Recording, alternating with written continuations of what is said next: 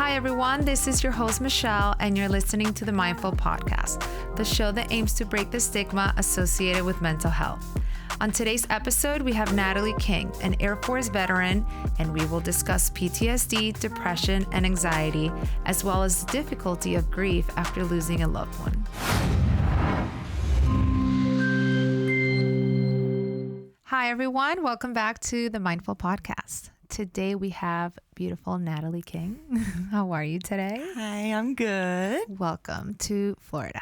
Thank you. Well, you live in Florida, in Ocala, I do. right? Okay. I'm in Ocala now. I'm not Welcome from to Florida, Palm though. Springs. Where are you from? I'm from Texas originally. Nice. Well, I grew up in Texas throughout my high school years, but I was born in Puerto Rico. We moved to Hawaii and then Texas. Okay. So that's kind a of from all journey. over. Okay, nice. Well, now you're a Floridian. How long have you been in Florida? Maybe 10 years now. So you're from Florida. Yeah, I'm Stop from playing. Florida now. I'm a local. Oh my God. Okay, so you are a Air Force vet. Air Force veteran and a Gold Star wife. Perfect. I love the addition. Thanks. And mother. Yes, and Let's a mother. not forget the That's- mother. That should be first. Exactly. Can you tell us a little bit about your journey in the Air Force? Sure. So I joined after my sister passed away. My sister passed away when I was 18, and I had signed up for college and everything. But when my sister passed, I couldn't concentrate on college. It was like the last thing on my mind. So I said, you know what? I'm from a military family. Both my parents were in the military. My older sister was in the military, and my younger brother is active duty right now. So it only seemed natural to join the Air Force. So that's what I did. And they shipped me off to Japan. What? It was my first duty station. It was awesome. Oh my God. So your whole family is basically a veteran. Yes. My mom and dad both retired from the military.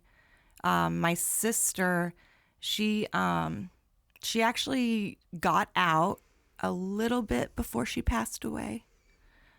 So she did her years and then got out. And my brother, he plans to retire. So Okay. He's the one who's in active duty. he's active duty right now. Oh my yes. God. That's a great Yes. family background. So my understanding is that you were diagnosed at a very young age, like Right. around 18, 19 Yes. with depression, I believe. Depression and anxiety at 18. So after my sister passed away, I had a hard time with that. We were extremely close. I mean, you could imagine growing up in a military family where it's only us. It was only us five, and moving from Puerto Rico to Hawaii, to all these places that are so far. Mm-hmm. So we didn't have a lot of family visiting or anything like that. So, I mean, you could only imagine how close we were from our years traveling together. Yeah. So after her death, it was extremely hard on me, and I was diagnosed with depression and anxiety. I had a suicide attempt at 19, I believe. I was 19. Did you want to hear a little bit about that? Or Yeah. my suicide attempt was, I got home one day, and I don't know what triggered me. I was depressed. And I took an entire bottle of aspirin, and I went to sleep. I thought I wouldn't wake up. Okay. I don't know what I thought, but I did wake up. And when I did, the only person that was home was my dad. And when I woke up, my eyes, I couldn't see anything. It was real foggy. My hearing was muffled, and I started freaking out. I started crying, and I went into the bathroom and got on the floor. I was crying. And I was calling for my dad. He walked in the bathroom. He said, "What's going on?" And I told him what I had did. And he walked away from the bathroom to his room. He grabbed his 9mm and brought it back to the bathroom. He cocked it back and he handed it to me. And he said, "If you want to effing die," he said, "let's see you do it." Oh, wow. And I I looked at him because I wasn't expecting that reaction. So I looked at him and I yanked the gun out of his hand. I said, fine, I'm going to effing do it. just talking crap. So I stood there and I remember looking at myself in the mirror and I had the gun to my head and I pulled the trigger. After a few seconds, I pulled the trigger and it went click. And my dad took the gun out of my hand and he said, I just lost my oldest daughter. Did you really think I was going to let my second daughter blow her brains out? Yeah. And I just cried. And he said, get in the car. We're going to the emergency room. Yeah. And that was the first time I was institutionalized. Baker acted. Baker acted, yes. For how long? 7 days was my first time. It was in Houston. Good old times. Yeah. How was that first experience being Baker acted, coming out of a suicide attempt? It was scary. It was new. I've never really been away from home before. I didn't like it. It was boring. It was. Like, where's the TV? Yeah. It was a Where are the wake-up call, movies? though. It was a big wake-up call. And my mom and dad were like, you need to get out of the house. Like, you need to do something with your life. And so I went to the Air Force, and I didn't tell them about my suicide attempt. They probably wouldn't have let me join. Okay. My dad told me not to tell them. And I did tell them about my depression, but I think they chalked it up as situational. Okay. After my sister's death. Of course. So that was like your trigger. Right. Okay. And so the Air Force let me join. And that's the beginning of my story there. Yeah. Now, were you on medication when you first I got was not. listed? Okay. I was not on any medications Okay. at 19. They had prescribed me some. I did tell my recruiter, and he said you would have to be off of those before you left for basic. It took a while for me to join the Air Force just because I was getting off of my medication. Okay. And I was being drug tested constantly after that. So I ended up getting off of everything and joining. Now, once you were off of everything, did your symptoms persist? The depression and anxiety? They did. So in the first few months that I had joined, I was so busy. It was so chaotic. Honestly, I was functioning fine. It was hard, and I wasn't like having the time of my life, but I was busy. I stayed busy. And once basic ended and my tech school ended and I got to Japan, my first duty station, everything was quiet and calm. That's when my depression started to sneak up again. Okay. And I didn't seek help until I had met my husband and he deployed. That's the first time I sought help for my mental health in the Air Force. Yeah. So you met your significant other while servicing the Air Force? Yes, Okay. he was in the Air Force and he was stationed in Japan. He had been there a year already when I Okay. got there. And that's where we met. We were inseparable from the night that we met. Yeah. And we ended up, having a baby and getting married over there. Yeah. It was beautiful. Nice. He proposed like on the top of Tokyo Tower. It was so nice. It was so Super not ordinary. beautiful. Yes. Everybody's listening like, wow, Japan. I know. Try to beat that one. I know, right? Now, you mentioned you seek treatment once he was deployed for the first time because your depression had come Right. back. Right. How was that like? What kind of resources were you able to get serving? So, now in the military, there is a stigma about mental health, and a lot of people are afraid to seek it. There's not so much anything like stopping you from seeking it. It's more the stigma. Right. It's more stigma. Okay. So I went to a psychiatrist in Japan, and they had put me on antidepressants. Okay, so at that point they did put you on medication. Yes. Okay. I can't remember what antidepressant it was, but they did put me on an antidepressant. I don't feel like it helped me any. But thankfully, my husband's deployment was only 2 months, so it was really short, and he was home quick. And then by that time, we had to move. Okay. So again, you got busy. Right. Okay. Distracted. Right. Okay. And throughout your whole career, again, you were always able to get these resources. Mm-hmm. Nothing stops you. Right. But stigma. So when it comes to stigma in the military with mental health, a lot of that has to do with because you will be threatened to be kicked out. Okay. The military does not want their soldiers on mental health meds or to even have a mental health issue because of the duties, the situations, the weapons that you're handling. You're supposed to be a leader or a example in the public eye, right? And a high functioning individual who's able to be resilient and handle everything. Absolutely. So that makes sense. Yes. And so when it comes to other members in the military, I think a lot of them don't seek help because they plan to retire.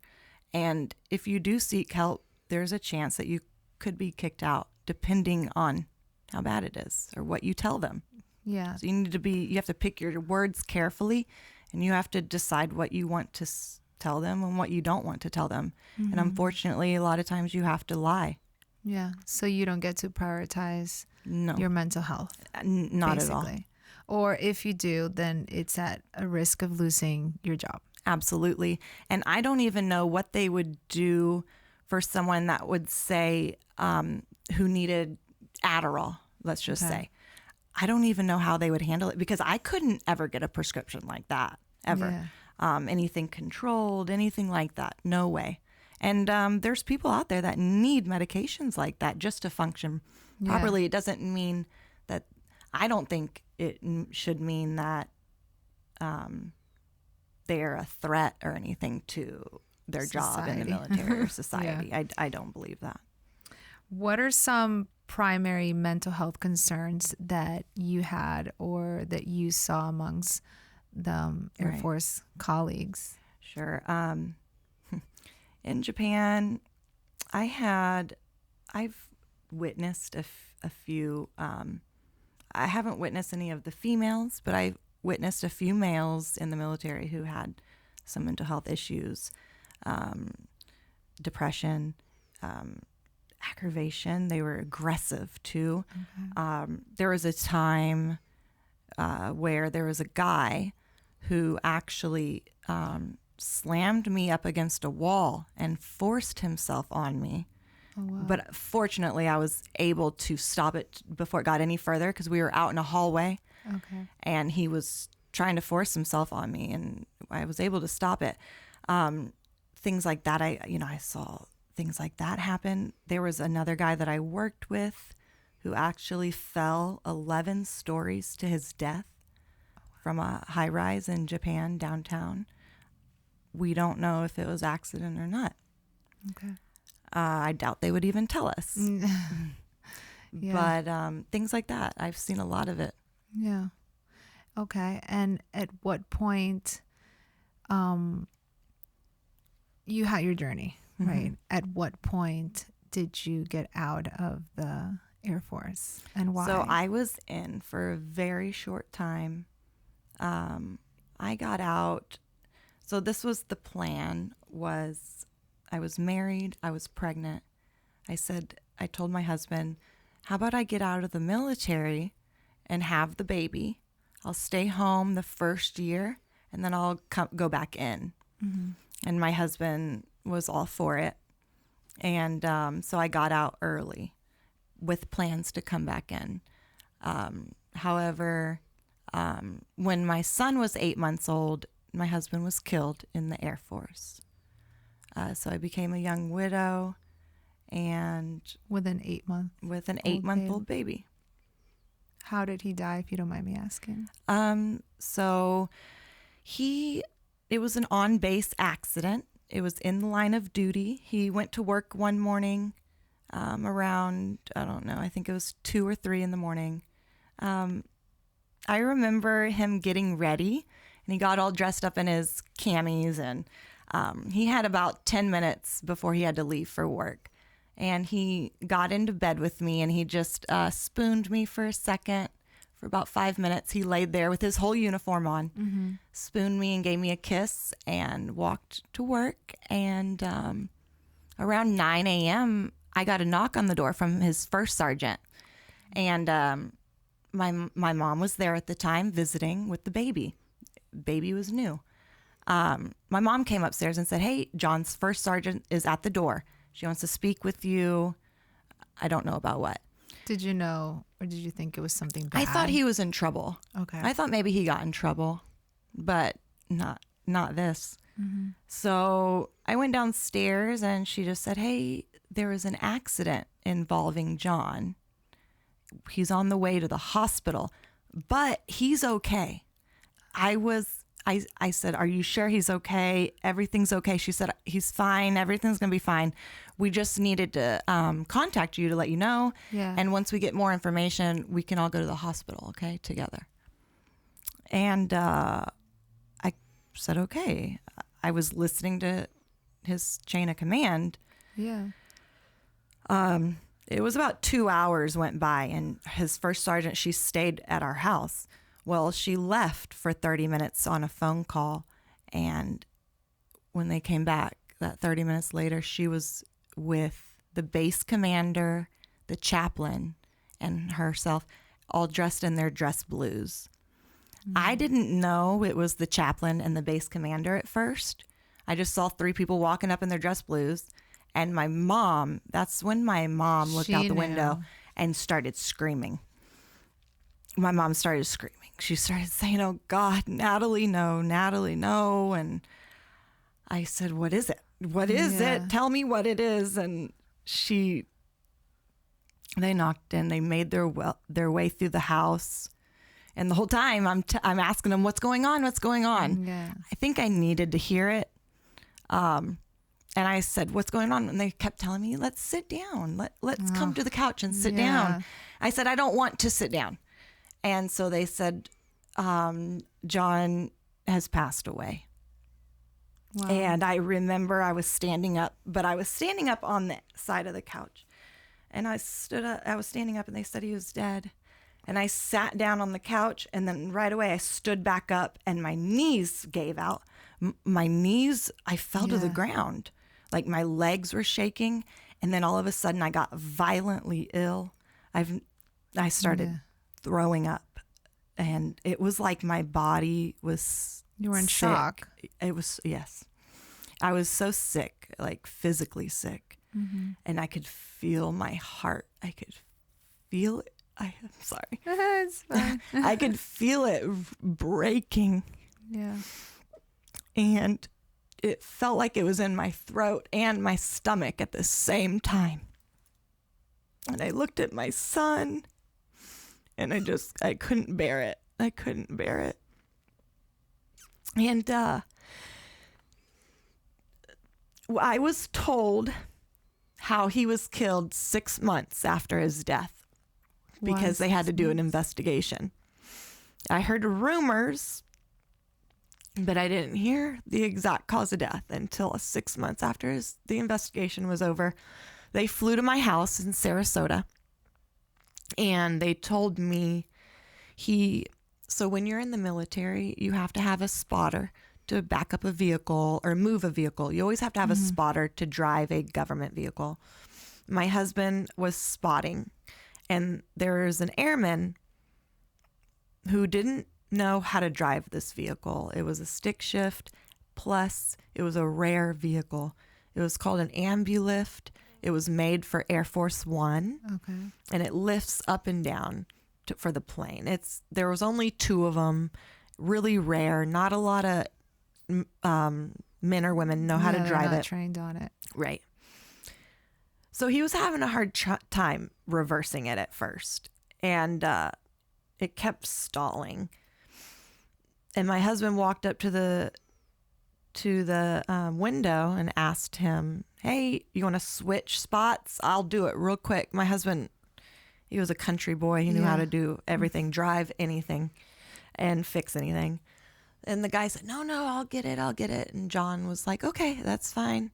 So he stepped behind the vehicle, and the guy, I guess it jumped forward and it pinned him against a wall. Yeah. And it hit him from the sternum down. Oh, thank you. Yeah. It hit him from the sternum down and crushed him. I saw every picture that was in that report. Okay. I read the autopsy report, and it was horrific. I don't know. But it was an accident. Yeah, I read the autopsy report and everything, and it was terrible. And then... what about the person who was driving the car? So, the day that it happened, this time for me is kind of foggy. There's blanks a lot, from being in shock, I believe. But I do remember meeting, we all gathered at a common area at our housing, on-base housing. Everybody came, I guess, just to see how I was doing. I don't know. And the guy that killed him and his wife came. And I remember seeing them, and he seemed distraught. He seemed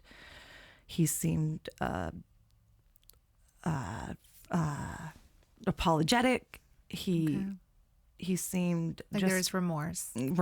Yes, that's the word I'm looking for. He had a lot of remorse, and his wife, she could barely look at me in the eyes. I remember she was crying, and she would shy away from me. She could hardly look at me. However, as the years passed, I found them on Instagram. Mm-hmm. They started following me on Instagram. They're divorced now. But I spoke to his ex-wife at the time, his wife at the time first. She wrote me on Instagram just to see how I was doing. And she said, I'm happy everything, you have a beautiful family and everything is working out okay for you. She said, I don't want to say his name, but no. She said my ex-husband, he had a rough few years, and this is her words, the way he dealt with it was through drinking and other women. He stepped out on their marriage a lot. Okay. And she said that's how he coped with it. And then he contacted me, and I spoke with him actually like 2 months ago for the first time in 10 years. Oh my God.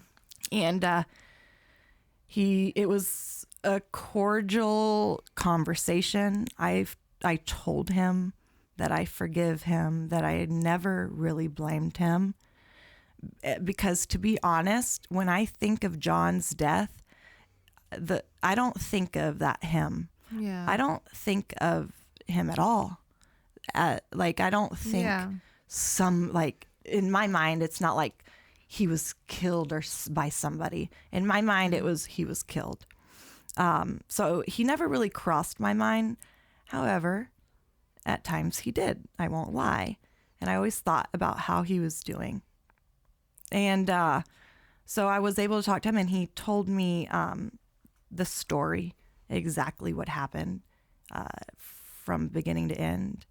And I asked him, details that I needed to know. Like, I asked him I said, was he screaming or anything when he was pinned? Did you really feel like you needed to know those details to kind of... I had to, because I used to have nightmares of different situations that John was in during this death. I would wake up screaming. Justin can attest to that. I used to have horrible nightmares of all these different situations because I didn't know exactly how it happened.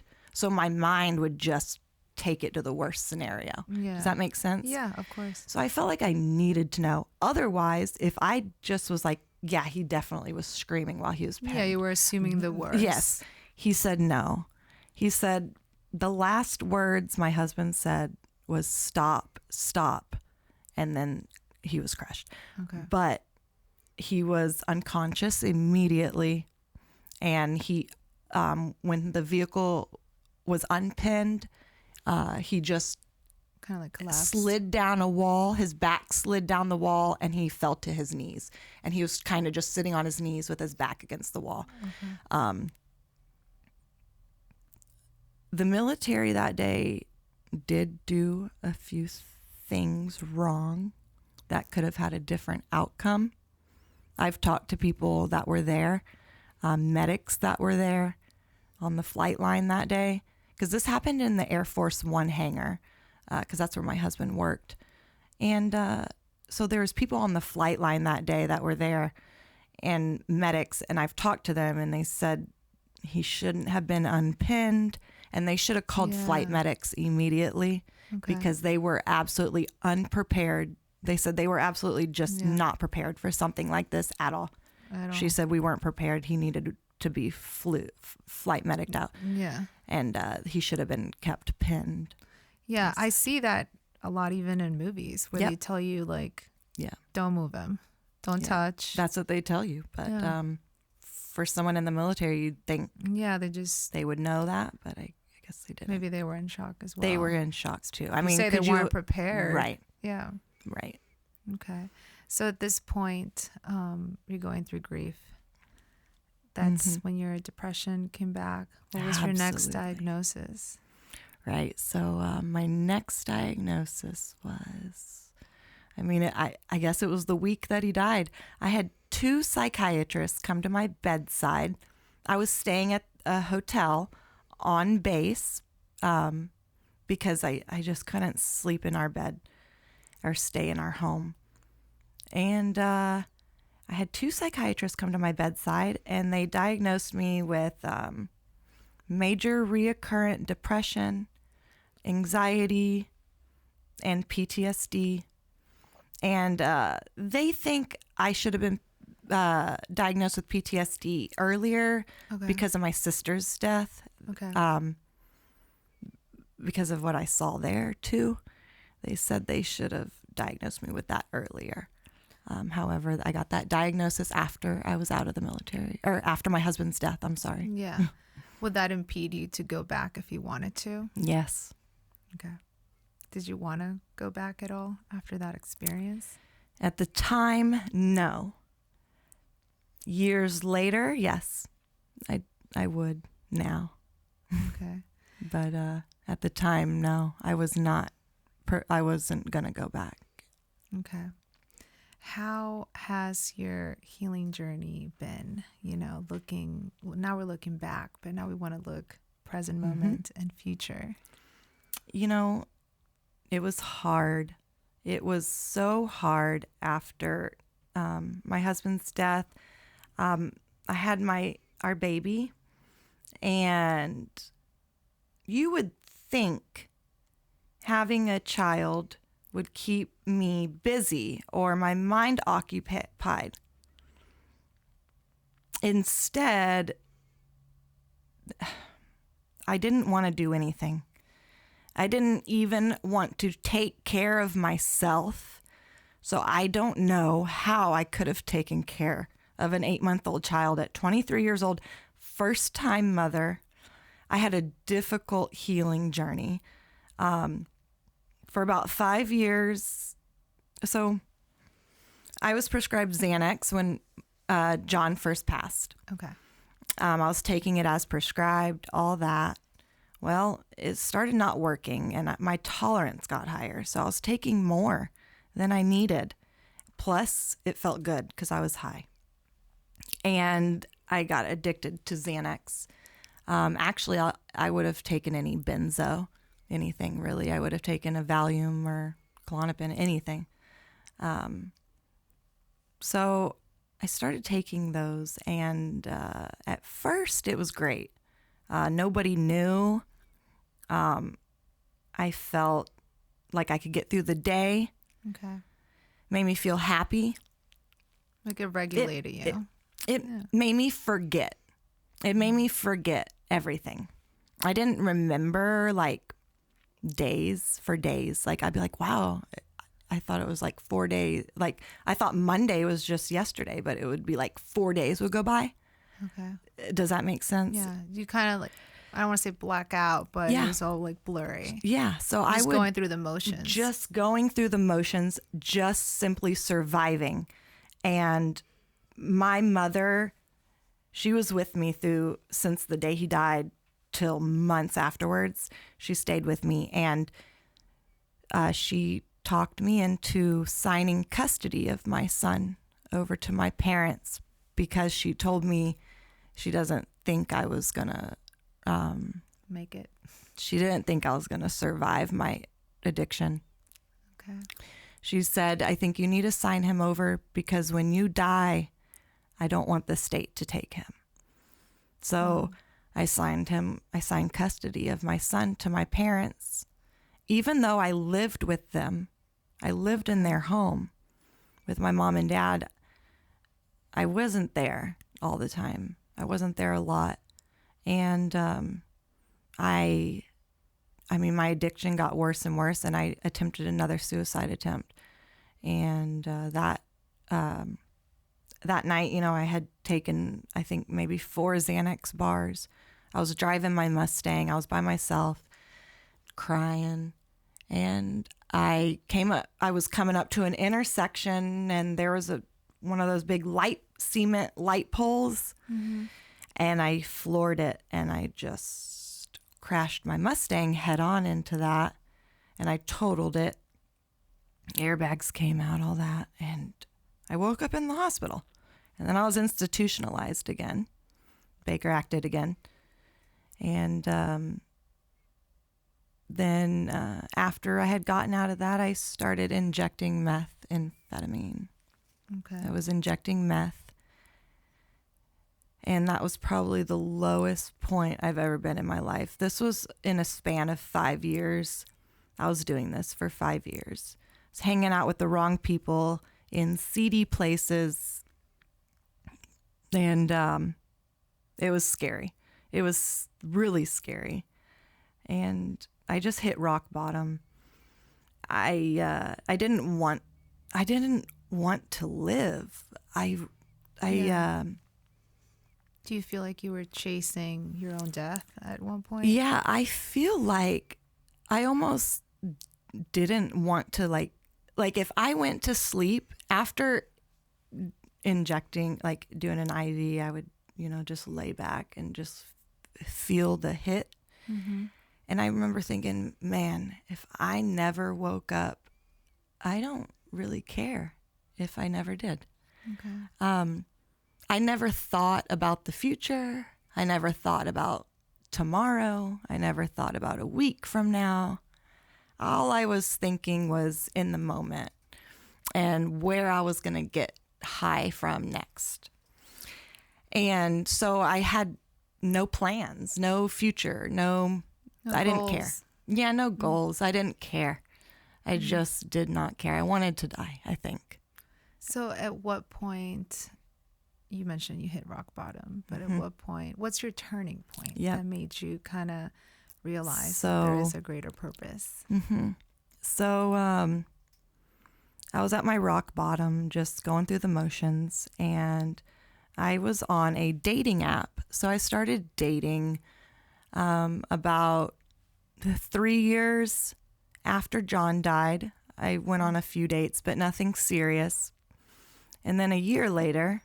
I was still in my addiction. And of course, every guy that I met on a date they didn't know I was an addict, but as soon as I came around, they could tell something was up with me. Okay. They were like, there's something wrong with this girl. Mm-hmm. I mean, they could see it. So they knew. So nobody wanted to be friends with me or get deep into the relationship. Right. So one day, this was 4 years after John died. I was on a dating app and I wrote Justin, or Justin wrote me, or something like that. And we made plans to meet up on a date. And I figured this was going to be the same thing, like just something fun and a couple dates and right. I'll move to the next. Right. And I was just doing this I didn't see these dates going anywhere with any of these guys. I didn't see a future, if that makes sense. Yeah. So when I met up with Justin, same thing. I thought the same thing. Well, our first time he met me was horrific, and he stayed. And I don't know why, still to this day.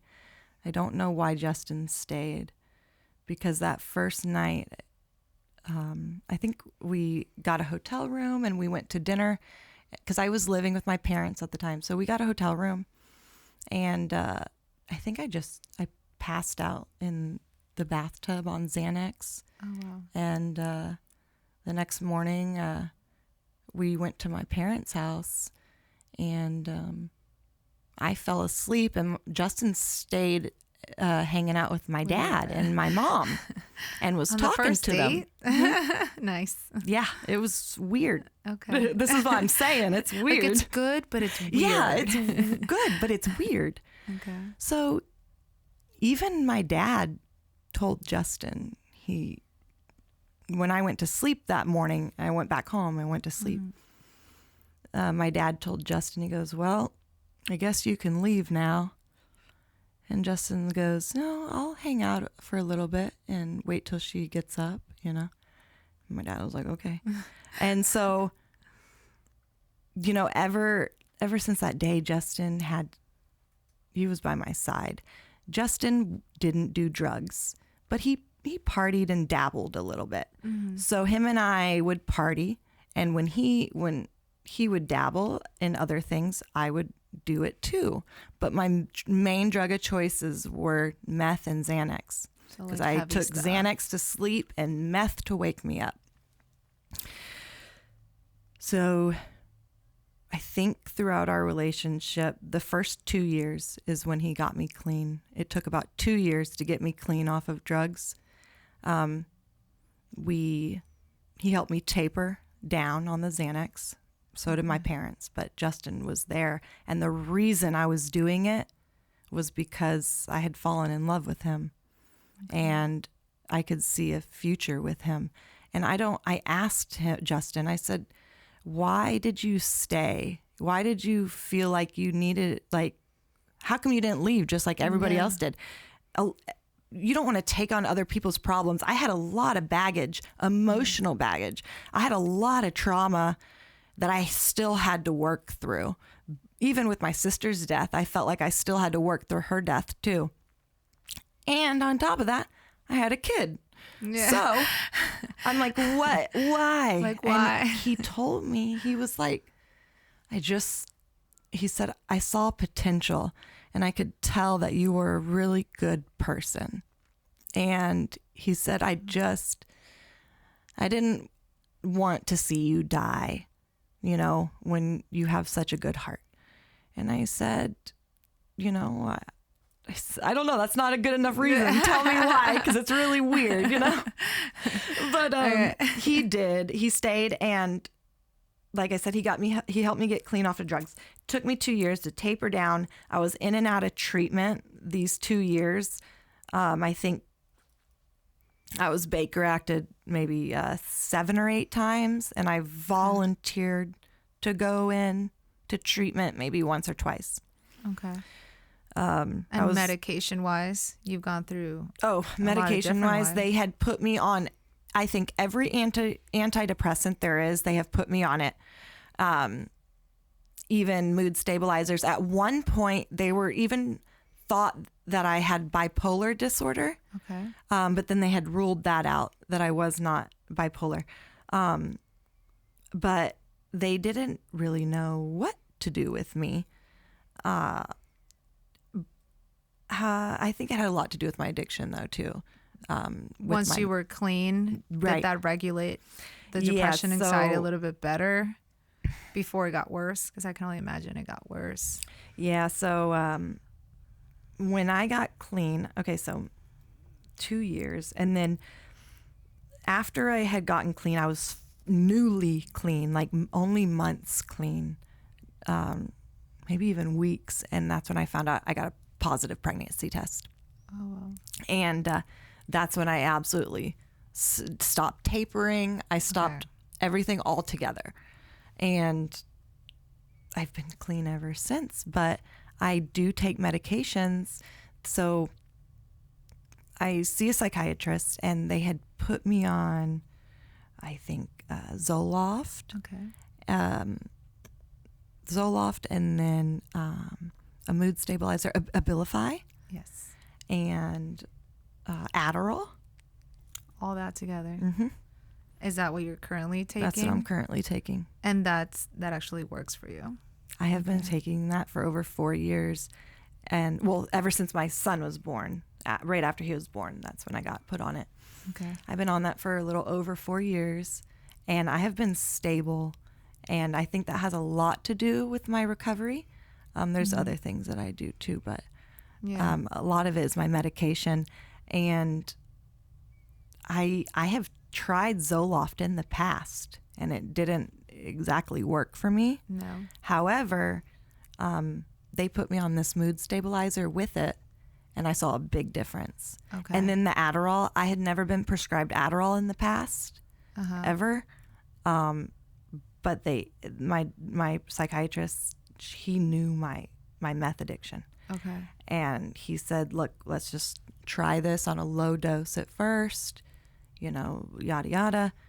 And that's what I did. And he upped me to, I'm on 20 milligrams, and I have You don't no even issue feel it with anymore? it. Mm-mm. It's just a I regular just feel day for you? normal. I just Okay. feel normal, Okay. like how I should feel. Yeah. You know what I mean? Mhm. So, like I said, I've been in recovery for a little over 4 years. And in the back of my mind, I was always afraid that another incident would happen or something traumatic would happen. And it would trigger you. Yes, it would trigger me and set me back. And I would go back to my old ways. I was so afraid of this. I was afraid of my own mind, Yeah. if that makes sense. And I got that reality one day when my brother called me, and he was like, you need to sit down, but Dad shot himself in the head, but he survived it. He lost his right eyeball, but he's alive. Oh my God. And I said, oh my God, thank you, Lord. And I said, okay, my dad, he was diagnosed with ALS 3 years prior to this. So he was getting really bad off. He could barely move. It was like he was like paralyzed almost, but your mind's all there. So I moved my dad into my home, and I started taking care of him. We got a hospital bed for him. He had tube feeding, diaper changes, showering, shaving, nails, everything that you have to do to take care of a person. I had to do it for my father, just because he was helpless. And he ended up passing away from ALS. This February will be 2 years. And, it was hard. And like I said, I was so afraid of a tragedy happening again and going back to my old ways. And I'm just so happy to be where I'm at right now, and to not have had a setback. Yeah. To be pushing forward. And since that, I feel like I can get through anything now. You know what I mean? I can imagine all you've been through. Yeah. You've built a lot of resilience, right? And you're able to manage these tragedies. Right. As unfortunate as it sounds. Unfortunate, you've had a but lot. I've been able to manage them in a healthy way now. I've gotten a lot of tools on my, on my tool belt on my way Yeah. through all these treatment centers I've been to, other deaths I've been through, and I feel like yeah. Do you still go to therapy here and there? Absolutely. Okay. I do go to therapy. I think that has a lot to do in my recovery. The things that help me the most, I meditate every night before bed. I don't really like to meditate like during the day or the mornings because it makes me so sleepy. But at nighttime, I can meditate easy and then I just fall asleep. Okay. And another thing I do is breathing treatments. Oh, that's great. So a lot of holistic into it. Yep. Okay. And it's so weird. I have a device actually. It's called a Call Me Go. I don't know if you ever heard of it. It's an exhaler and it helps you do breathing exercises because I always had a hard time getting lightheaded. I felt like I was meditating was hard for me because of the breathing because I couldn't keep a good like a rhythm. Yeah. So I got this thing called a Call Me Go and it's an exhaler. And it like uses Kinda your counts for senses you. to like ground you, calm you down. It has amazing studies on it. It's all drug free. Okay. Amazing studies. Health professionals from all over have done studies. It's for PTSD, anxiety, difficulty sleeping, everything. And so it works. That has a lot of worked for me. Oh my God. And then of course my medication that I'm on. It's definitely for you an integrative approach, right? Right. Therapy, medication, and holistic. Yes. And for everybody's going to be different. It'll be different for So everybody. no judging here. Question: how can we help our loved one, or if somebody has a loved one who has PTSD or depression, how can we help them go seek help and actually go be supportive through their own healing journey? Right. This is a hard question for me to answer because if I did have the answer, my sister would still be here today and I don't know, Yeah. But the ways that people helped me that I noticed the most was communication. Communicate with that person, open up to them, let them open up to you. I would say to just be there as a support person. And if they do go into treatment, be there too. You don't have to physically be there to support them. If they're in treatment, you can send them clothes or snacks or, treats. If they smoke cigarettes, you can send them packs of cigarettes, just support them through that, and communicate with them. That's what I would say. So just a lot of support, being there for them. Absolutely. Judgment free. Right. Because you don't have to Judgment-free. understand it. You don't have to understand You just have to be it. there. Right. Okay. Right. And therapy, of course. And therapy is a Seek big help. one. Yeah. Therapy's huge.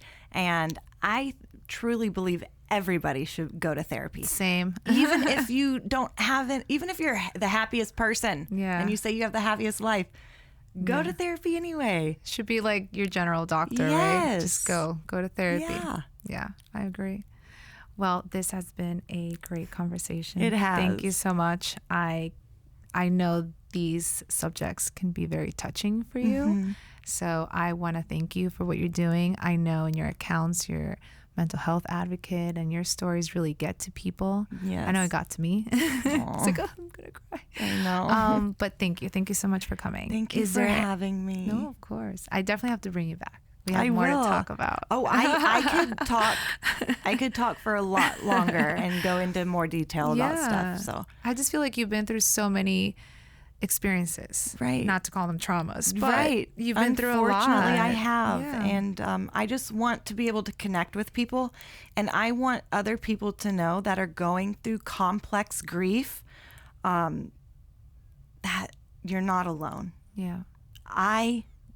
When I was a young widow, that's what I needed the most, was a sense of community.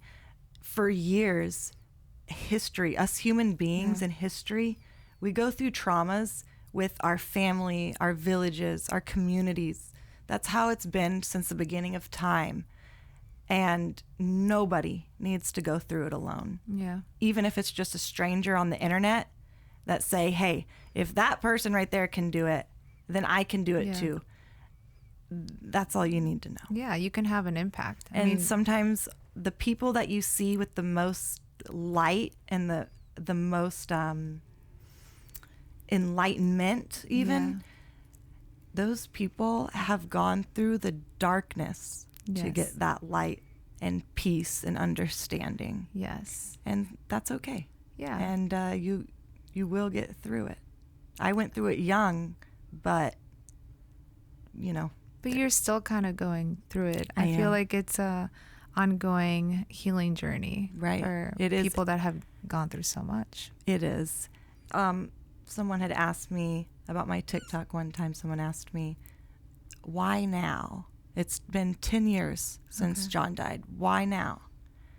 And the honest answer is, I'm just now ready to talk about it and share it.